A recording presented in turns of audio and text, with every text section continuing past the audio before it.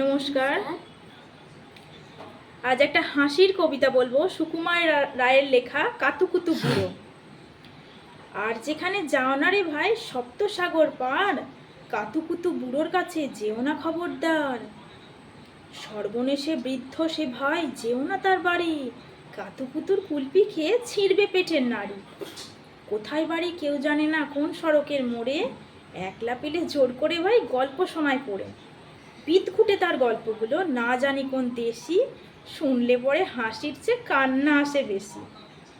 না আছে তার মুন্ডু মাথা, না আছে তার মানে, তবুও তোমায় হাসতে হবে তাকিয়ে বুড়োর পানে।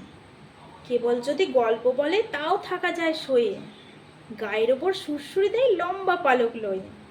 কেবল বলে হো হো হো, কেষ্টদাসের পিসি, বেচতো খালি কুমড়ো কচু, হাঁসের ডিমার তিসি।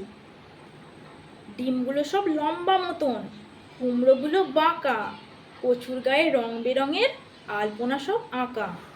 অষ্টপ্রহর গাইতো পিসি আওয়াজ করে মিহি, ম্যাও ম্যাও ম্যাও বাকুম বাকুম ভৌ ভৌ ভৌ ছিহি।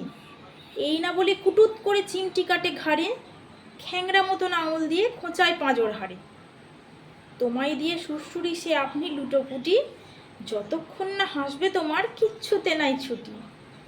নমস্কার।